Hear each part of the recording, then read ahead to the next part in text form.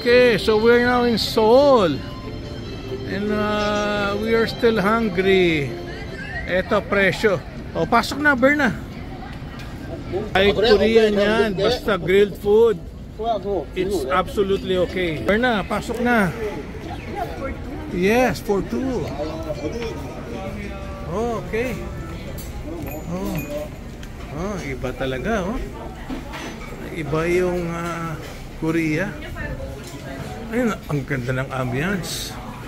If you go here during the summer, mas maganda pa yung ambience. Oh, wow. Berna, palit tayo. Pwede dyan ako. Oh, look at this ambience. Palit kami ni Madam Berna. I like the ambience of this place. Kaya na. Iba talaga yung Korea. Especially during the winter. Pag nandito ka during the winter, ibang-iba. Kasi nandito kami during the summer. Thank you, Mama Berna. Oh, may appetizer agad, oh. Hindi pa kami umu-order, may appetizer na. Galing. Ganda naman ng griller niya, oh, Berna. Oh. Yan ang magandang griller. Oh. Ito problema. Berna, you have to order using the computer. Diba? Yes. Yeah. Okay, so you have to... Hindi ako pwede sa matigas, Berna. Kailangan doon ako sa malambot. Yan. May computer na si Berna. Hindi ako pwede sa matigas. More on the pork para malambot. Oh. Nag-iisip. Kapitbahay namin. Kain ng kain.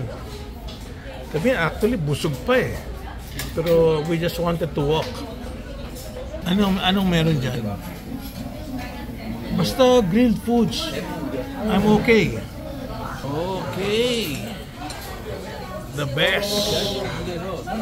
Okay, so we're going to do another night trip in the seafoods market. Here at the Novotel. Maganda rin pala to. 5-star hotel pala to dito sa Seoul. Yes, tsaka meron siyang residential area. Yan, si Ma'am Berna. Ito yung surrounding areas namin before you take the Uber. Ayan, Novotel Ambassador, Seoul, Dongdaemun. Lalapad ng kalye rito. Ito yung hotel namin. Sa gabi. Ganda rin, ha? Kami rin mga bus. Ito na, si Uber. Let's go, Berna. Kaya magalit ito kasi malapit lang yung pupuntahan natin eh. Okay, so nagpapasyal kami sa grilled seafoods market. Pero mukhang wala ng seafoods. Sarado na yata lahat, Berna.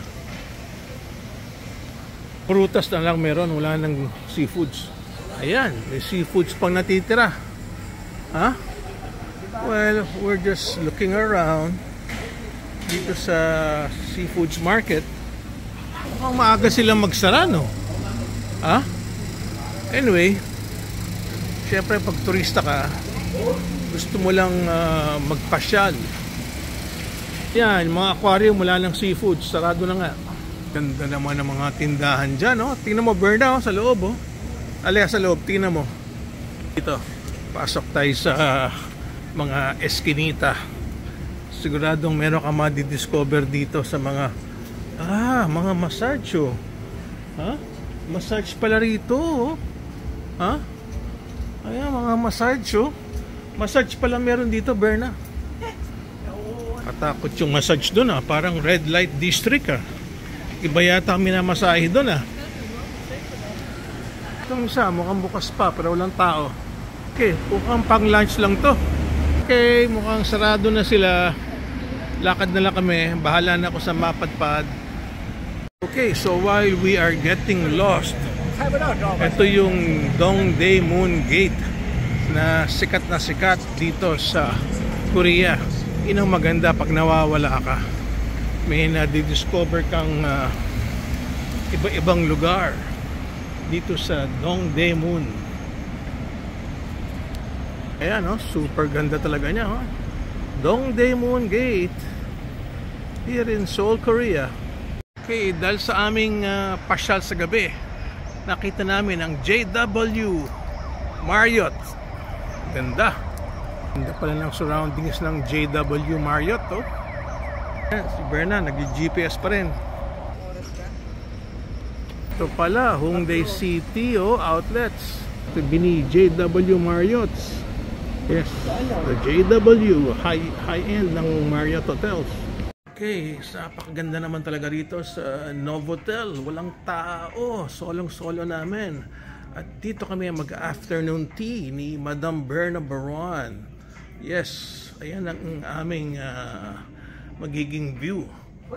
Yes, ganda, no? Anong tingnan? Ano? Ano meron sa baba? Ganda.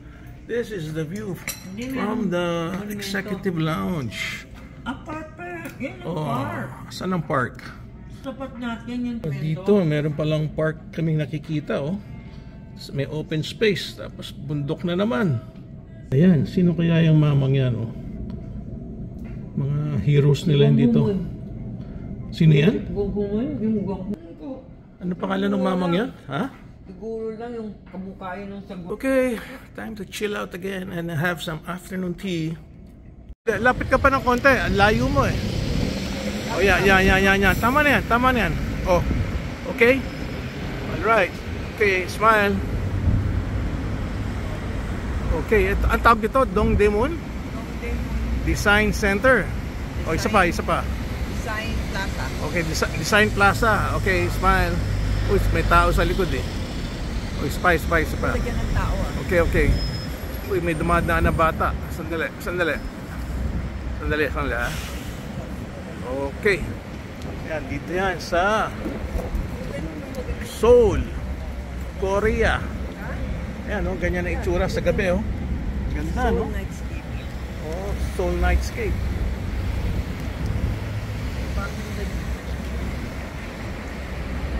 Yan mga pasyalan sa Seoul, Korea, Dongdaemun. Okay, so papasok kami sa isang biggest department store. Pakataas ng building, oh. Grabe. Ito yung sa labas ng department store. Ito pa lang, marami na. Marami rin mga tiyangge, no? Okay, so entering the mall. Ganoon, doon Hyundai department store. Ito naman, Duta Mall naman. Ayan, going inside. Uy, laki ah.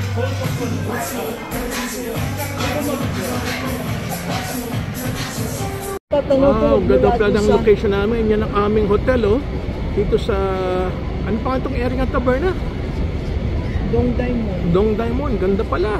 Panay shopping. Dami pang parks, pero mas maganda rito pag winter. Grabe, ang daming buildings. Next time babalik ako rito, kailangan yung malamig na. Laki ng ano, no? Hyundai Mall, Berna. Daming action dito sa gabi. Daming shopping talaga. Malilito yung mga shoppers dito. May hotel pala itong ano, itong mall na to, may hotel sa taas, Sky Park. Okay, dami talagang tao.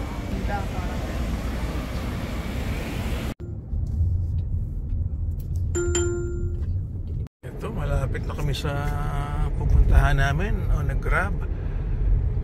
At ito yung tatlong Accor hotels na sama-sama, si Ibis, Grand Mercure at si Novotel. Ito na, oh. Ito na yung tatlong hotel, oh. Sama-sama sila, si Novotel, oh, ang unang-una. Yan ang pupuntahan namin. Ito, pinapaturn left na tayo rito. Electric car pala tong kotse niya. So ito na, pinaturn right na kami. So hopefully nandito na kami sa aming destination.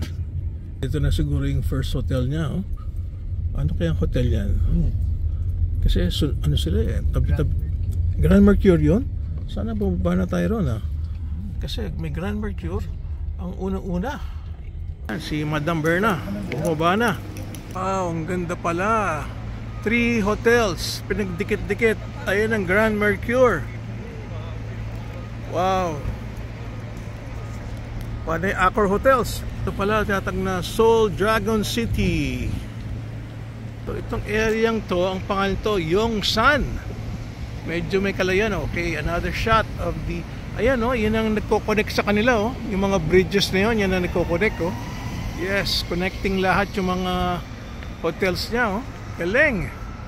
Para na ring Las Vegas Okay, so Ibis itong susunod na hotel. Galing pinag-connect nila 3 Accor hotels. Diyan Ibis lang yan pero maganda siya Alright, so subukan natin tignan sa loob, Berna. Yun, lang nag-iimbestiga. Eto na. Imagine, Ibis lang to. Ang ganda niya kahit Ibis lang pero parang 4-star hotel tong Ibis na to, imbis na 3-star. Yan palang Ibis. Itong kabila ang Novotel. Ito si Novotel, kabilaan. Galing Ito yung reception area ng Novotel. Okay, ito yung picture na hinahanap ko. Ayan, Grand Mercure, Ibis, Novotel. Yes. Pinagsama-sama. Lahat interconnected. What a beautiful Accor property. Okay, ikot tayo, pasyal tayo, Madam Berna. Again, ganda talaga ng pinaggawa nila dito. Pinagdugtong-dugtong yung 3 Accor. Yes. Very, very nice. Okay. Yun ang maganda pag namamasyal ka Lahat, everything you see is nice. This is the Novotel. Pasyalan natin yung Ibis tapos yung Grand Mercure. May casino pala rito. Kanya pala naman. Okay. Sheila Hotel. Palagay ko meron. Wow. Ganda naman ito. So, okay. So, pagpasok mo, on your left is Novotel. Yan, pagpasok mo dyan. Tapos, on your right is the Ibis Hotel naman. Okay. So, nandito yung kanilang reception area. Pero 4-star tong Ibis na to. Kanya maganda it's not a regular Ibis, it's an Ibis Styles. So ito na yung papasok sa Ibis. Oh wow. Papunta tayo sa pinaka top floor, Berna. Di ba? Universal Cross, may bridge. Uy, ito na. Nasa dulong-dulo na tayo ng 34th floor. Let's go. Ayaw bumukas. Ayan na, bumukas na. Punta ng Cabana City to, Berna. Pwede pala mag-look libre. Maganda pala itong Cabana City, Berna. Panay Cabana, ayun, yung mga cabanas. Maganda. Ganda ng dating, Tinawag na Cabana City kasi nga panay mga cabanas. Magkano kaya isang cabana dyan, tapos sa gitna may swimming pool, May swimming pool sa gitna, Galing itong Cabana City. Tapos may sounds. Buhangin pa. Para kunyari nasa beach ka. Galing, Wow, galing ng ambience na ginawa nila sa Cabana City. Ito yung mga pool, Wow. Okay, may sound system pa. Nalikot si Madam Berna. Galing, Ito, ipagitna natin. Ayan, Cabana City. Yun ang pangalan. Okay, so pasukan natin yung Grand Mercure na... hindi yung Grand Mercure pala. Grand Mercure. Tama ba? Tama, Grand Mercure nga. So, interconnected yung kanilang 3 hotel. Sa Seoul Dragon City. Oh, wow, mas class pala to. Ayan, si Berna nag-aantay. Uy, ganda ng furnitures. So this is the Grand Mercure of Accor here in Seoul, Korea. Ayun, papasok sa mga rooms. Okay, so night market naman daw, sabi ni Madam Berna. Okay, so we're going to take the Grab. Yun ang aming means of transportation. Yun, nalito yung Uber driver. Okay, nakapasok na si Berna. Alright, so paalis na kami ng Accor Hotels. Night market naman ang punta namin. Okay, different adventure ulit. Ganda naman ng mga buildings dito. Marami palang hotels. Yes, iconic buildings. Berna, ano pangalan niya, no? Yung parang itlog na yan, ha? Ano pangalan yan? Ha? Design. Ha? Design. Hindi mo alam? Dongdaemun Design Plaza. Dongdaemun Design Plaza. Sabi sa may APM Place. Taas din ng building. Merong night market sa tabi niya, oh. Okay. Night market ulit.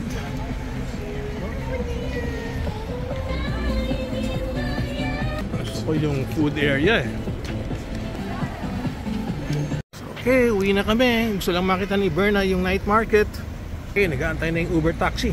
Sabi, pagod tayo, Berna Baron. Huh? Pagod. Yun, nag-U-turn siya. Daming Paris Baguette dito. Yan, oh, Paris Baguette. Bakit kaya ang dami, ah? Ito na, sa hotel natin to. Ito na, si Novotel Ambassador. Okay, thank you. Okay, that's it for the day.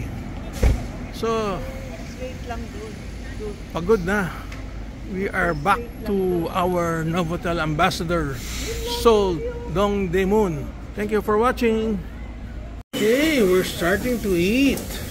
We have kimchi, vegetable. We have also vegetable kimchi. Berna starting to fry. Ang galing ng ambience, Berna. Ang konti ng niluluto mo, Berna. Gusto yung kimchi ko. Oh, I love Korean food. Kasi ikaw yung nagluluto. Ayun si Berna, kumukuha ng kimchi. Yes, eat all you can kimchi. Yung masarap dyan sa Korean food. Kimchi lang, boundary ka na. Yan yung free kimchi, oh. Yes, eat all you can. Basta kimchi, libre.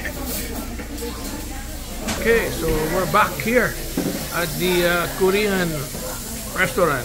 Bagal yung fire burn, ha? Oh, sarap! You know, iba talaga yung pag nasa Korea ka. Iba yung nasa Pilipinas ka. Yes. Iba. You have to go to Korea to enjoy this ambience. Especially during the summer. Malamig dito. Wow. Ayan, oh, kimchi. Ito rin. Libre. Ito, may bayad na. Kailangan, 2 bayans. Ito yung sauce ko. Kailangan 2 bayans para hindi sila malugi. Okay. The technique is dahan-dahan lang ang luto. So you can eat more food na libre. Yung kimchi, babalik-balikan mo. Doon lang, busog ka na. Ito, para sa Manila, merong cheese. At papasarap sa pagkain. Basta dahan-dahan lang yung luto. Huwag paspasan. Ito, scallop. Dahan-dahan lang doon. Mahal yan, eh. Ano, scallops, oh. Oh, grabe. Sarap ng scallops. Sarap pala ng scallops pag ginigrill mo, Mama Berna.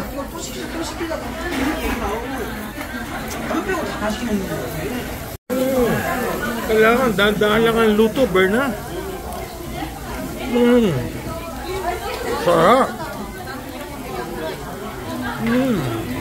Cooking with ambience. More kimchi. Kasi yung kimchi libre, eh. More kimchi, Madam Berna. Very good. Grabe.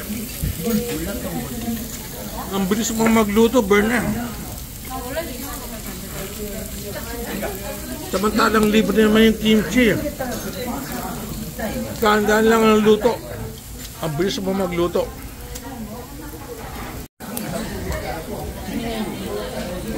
Grabe, Berna. Gutom ka? Gutom ka ba? Ah, ang bilis ang luto mo eh. Ayan, isang praso na lang. Sobrang bilis magluto. Dapat sa Korean, dahan-dahan lang ang luto. Kasi libre naman yung appetizer. Wala na, lulutuin. Wala na, ubus na lahat. Yung kapitbahay namin, nagluluto pa. Sa Berna kasi. Ang bilis magluto. Ibang klase ka, Berna. Oh, wow. Ito palang second floor niya. Walang tao. We should have eaten dito sa taas. Kasi walang tao. Nice ambience of this restaurant, huh? Okay, so back to my table with Berna. Next time I'll come back here during the winter time. Mas okay dito. Okay, so we're done eating. Masyado lang mabilis yung kain namin. And it's time to pay. Yan, babayad na si Madam Berna. Oh. Next time I'll be back here. Winter time, hindi summer time. Ay, nako, masarap. Masarap, Berna. Thank you for the dinner, Berna.